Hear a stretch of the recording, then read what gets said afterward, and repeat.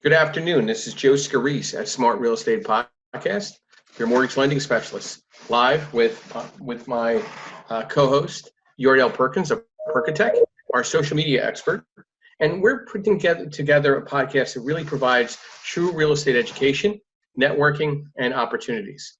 And we started the podcast December 19th in regards to protecting and educating our investors and our real estate professionals that were coming to our events, because we really want to give really good, solid, professional advice and direction for the real estate professionals and services that attend our events. And since March 13th, we've been doing daily podcasts via iTunes, Google Play, Libtify, and YouTube for our network and our real estate professionals. And today we have I'm really glad we have her on here. She's a Facebook friend.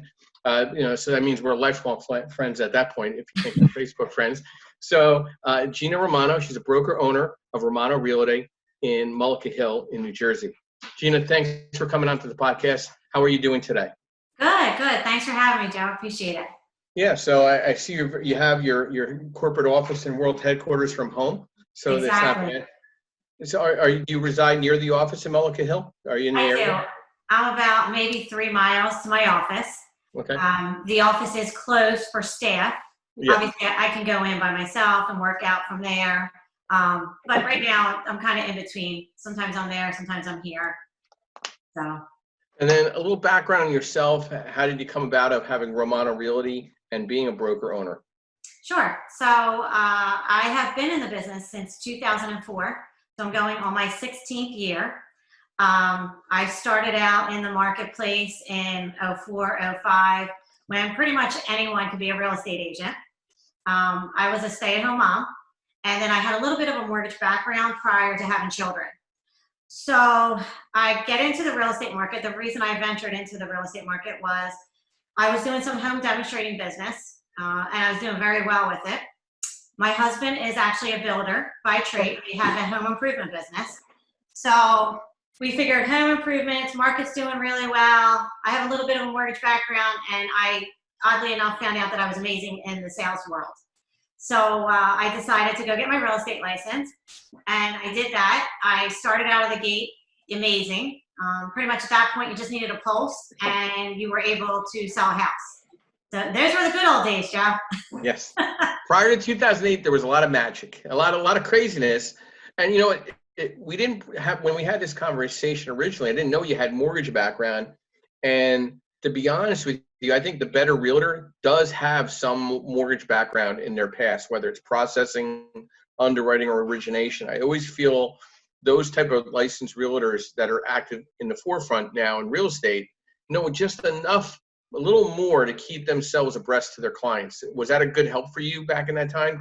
I agree. During the good times and the bad? The mortgage industry had changed drastically from the time I had been in it, and I was in the secondary market. But I do feel that it a little bit of the knowledge and the verbiage, and so then when I started to talk to mortgage reps and they started to educate me, I was easily being able to pick it up quickly. Yeah, so, the terms were there. Like I said, it had drastically changed, but you know, the basics are always the same, right? So I think that definitely helped. The construction background that my husband had. So when my kids were little and at nighttime, he would roll his prints out of houses that he was building, and I'd watch him and he would talk on the phone. So I started to know a lot about the building process just by listening to him at nighttime and, you know, looking at the prints that he would bring him and things like that. And I would ask questions. So that also was a benefit. But I get into the market. It's amazingly great. I walk into my office from when I started with listings in hand. I was like, okay, what do I do? And they pretty much threw you out to the wolves. They're like, this is great. Just go sell houses. So I did very well in 04, 05, 06, and then the market started to change, as you know. By 07 and 08, I was scrambling. I didn't know how to get business. It had come very natural to me. So I realized in those 3 to 4 years that I really did love the business. And I knew if I wanted to withstand what was happening in the market, that I really needed to master the craft of real estate. So with that being said, what I started to do was YouTube wasn't as prominent back then, but I would read books, go to Barnes and Noble. I would try to find any stuff on the internet that I can find of like Tom Hopkins and several other people that were real prominent and coaches in real estate industry world. And I just started to study about real estate and how you actually market yourself. Yeah. So I don't come from a marketing background. I just learned it as I went, and it was a long process. It wasn't easy. I would say I really didn't hit that big level until about 10 years in. So we started in 4, and then I really didn't get really have the market until about 2014. So it was a very slow crawl, but I always like to say I was like that turtle, it's just slow and steady. Yeah. And what it's done for me is not only do I learn to master it, how you market yourself, how you go out and get clients, how you build relationships. Because at the end of the day, that's what it is, a relationship. So for me, most of my business, I would say 98% of it is referral repeat business. And I think it's because it took me so long to get to that point. So everyone sees me today as, a broker and an owner, and a successful realtor, but it was a long crawl there. It was a lot of hustling. Well, if anybody that makes it through the 2008 mortgage crash and still standing afterwards, kudos. That's all I can say, because I've been in since 9/11, right after before 9/11, then the mortgage crash, Hurricane Sandy, and this. It's very traumatizing to say the least. So that leads to one of my questions is, where's the state of the market in South Jersey? How do you see it right now? Obviously, there's a lot of coverage from, say, Camden County down into the shoreline. Where do you see a lot of the impact for the most part? Downtown Mullica Hill, is everything closed still for the most part? Is there going to be the center of town? Yes. So the center of town is pretty much closed. We have one of the newest hospitals, state of the art, in the South Jersey area, which is in Spira. And that's up and running. I actually am on a networking group where one of the women is the head marketing for Inspira. They've been preparing for probably like early January. Wow. She's been telling us. So they actually were preparing way ahead before we even knew this even existed. Where I see the market compared to, that, like we said, that 08 timeframe, I feel like it's totally different. I feel like because these were circumstances that we couldn't control, I feel like a lot of the things that we brought on in 08 with the market was, multiple facets. It was almost like a perfect storm. So you had the mortgage industry, you had the banking industry, you had the housing with the appraisal issues and things like that. So I feel like with this, I find that people aren't as spooked. Depending on where they are in that age bracket, I find that depending on where that is, not as many people are spooked about this as they were when the financial crisis. That pretty much affected everybody, from people leaving, getting out of college and not being able to get jobs, to people losing their retirements, so it was like every age bracket I feel like that was hit. Yeah. Where this, I'm finding that millennial generation, which is a lot of the first-time home buyers right now, are still trying to take advantage of those low rates. I'm sure you can attest for that too, with the refis and things like that. The rates, the calls that I'm getting, I think there's a lot better knowledge base of people, qualified people that know they're not qualified. They're not going to try to get qualified in this time. I think it's really for the person that knows that, their employment, they know their income, they know their credit. If you have a 680 credit score or better, you're going to get the most premier pricing. And we talked about that. And from a buy side, like I was telling you, I locked a loan yesterday under 4%, 3 and change for a 4-unit. So, right. The savvier person with liquid cash and employment and good credit is taking advantage of the circumstances right now. Yes, I agree. Yeah, totally. That's what I'm kind of seeing on my end. I think our biggest issue right now is inventory. We talked about that a little bit a time. The inventory is just extremely low. We started in, obviously, this year as low inventory to begin with. And then you kind of, put it on people. Some people are still scared. A lot of those homes that are those $400,000 or $500,000 houses, those people are a little bit older. They're a little bit nervous about going out or even having people in their house. I've had a couple listings where people don't want anyone in their house. Yeah. So as an industry, we have tried to accommodate as much as possible, doing a lot of visual things, If we do show a house, it's, making sure we always know we're supposed to use, only work with pre-approved buyers, but more so now than ever.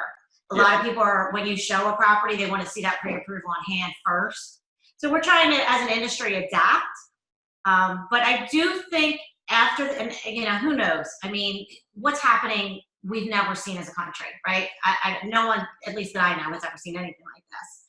So I'm not sure what's going to happen in the next couple of months. So how I'm kind of coaching my team is, let's just work on what we can control today. Let's continue to reach out to the people, see if they need us, build our relationships, and then kind of go from there. I don't, like I said, I don't know what's going to happen in the next couple months. I don't know when this will end, but I know that, we just you have to stay in motion. This business is all about staying in motion.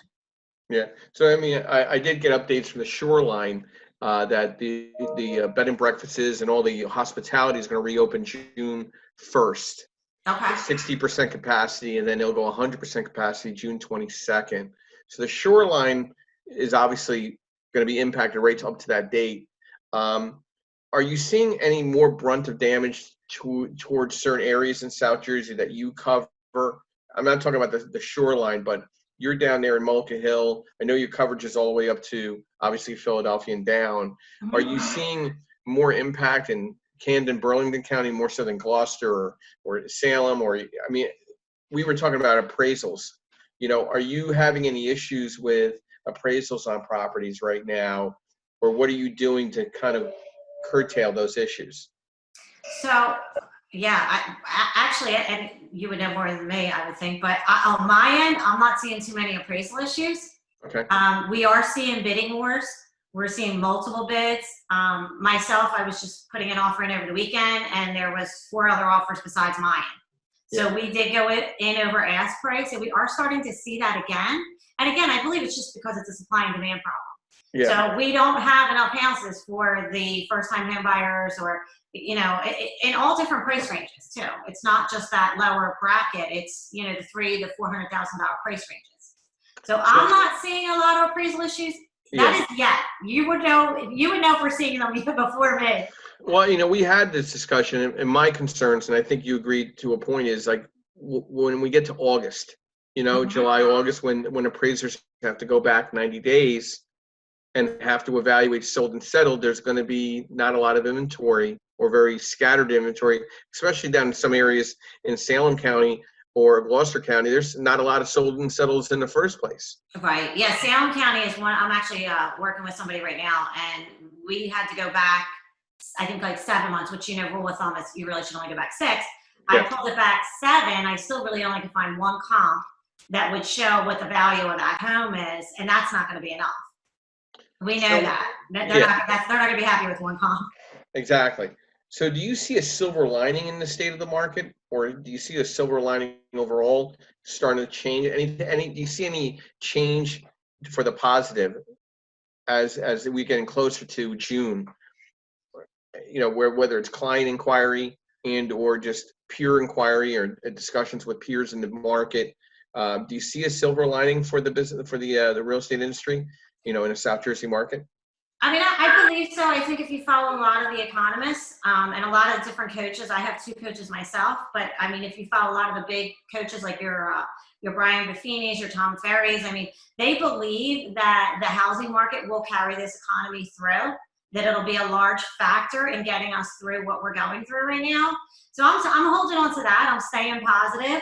Like I said, we've had a decent amount of buyers trying to take advantage of the rates. I don't believe that the rates are going to move too much. Yeah. I think they'll probably stay in that, they'll hover around the range that they're hovering.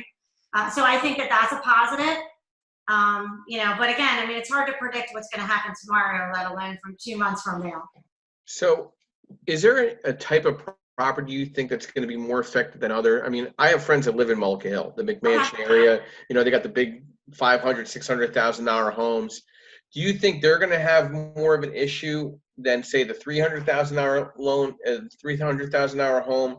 Where do you think there's going to be a problem when you get past into the jumbo world, when it comes into more of a jumbo product or the conventional product, when it comes to a price point? Where do you see a specific area being affected? Well, I think that, as you said, jumbo is going to be tough. I think anything over that 550 range is going to be a little hard, and it just boils down to financing as well. Yeah. There's not a whole lot of companies, and I'm sure you know that it's hard to even get a jumbo loan right now. I don't know when they're going to open that market. I have a buyer who's interested in $1 million property, and there's no financing out there. Yeah. So even though they have a couple $100,000 put down, it's just not good enough. So I think that market's going to be affected a little bit more. I think anywhere from that like 150 to like 350 range is going to be the sweet spot. I think that you'll see that continually to fly off the shelves pretty much at this point.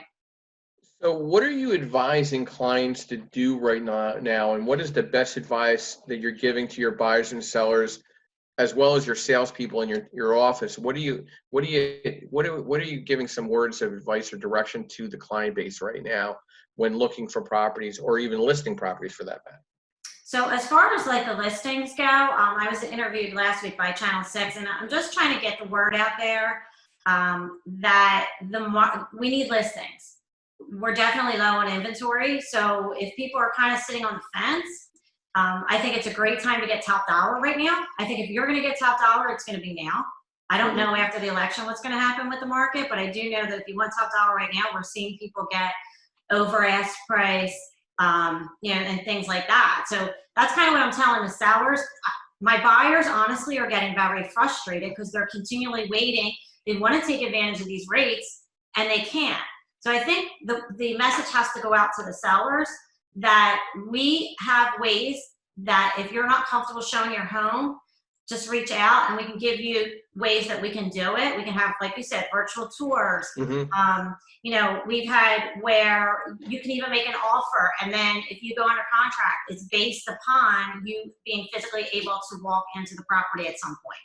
So there's ways that we can get around that. I just think that we need to educate people. And I think as an industry, even with the mortgages, with title, we've really learned, I think that out of all of this, I don't know if you would agree, but I feel like we have streamlined a lot of the processes that we did that probably should have been done anyway. So as far as, our closings running, very smooth without a lot of people in the room. And I think as an industry, at least in the state of New Jersey, I don't know about anywhere else, but I feel like we still had a lot of paper. There was a lot of unnecessary steps. And I feel like a lot of that's getting streamlined. That to me is the plus, to be honest with you. Oh, I think the new normal of closings are going to be a lot less people are going to be at the closing table going forward, even when we get to some form of normalcy in the upcoming months. You definitely know who your power team is when it comes to getting things done and addressed, whether it's your home inspector, your title company, lender, realtor. There's some realtors, realtors are screaming crazy right now in Philadelphia because it's the only state still shut down in the country. So if you're not licensed in New Jersey and PA, you're doing nothing right now in PA. From a New Jersey perspective, you could at least keep marketing yourself as active. Have you seen a good impact or response to the virtual video tours that have you put any on for any listings? I have. I see, again, it's depending on the age bracket. So I feel like the younger generation, they're adapting so quickly. Yeah. I have a buyer's agent on my team who she's actually going to be listing her home. She's been shopping online and going on the visual tours. And I asked her, because I wanted to, I knew the news would ask that question. And I said to her, like, why are you afraid to go into properties and be around people? Or is there another reason why you're doing it? And she's like, oh, no, it just saves time. So depending on what that age bracket is, I feel like probably anybody from, maybe mid-50s down is adjusting extremely well. It's the active adults that we're seeing. But we're all 39. So what's the problem? I know I'm 39, Jeff. Yeah, I'm still 39. I don't think I'm over.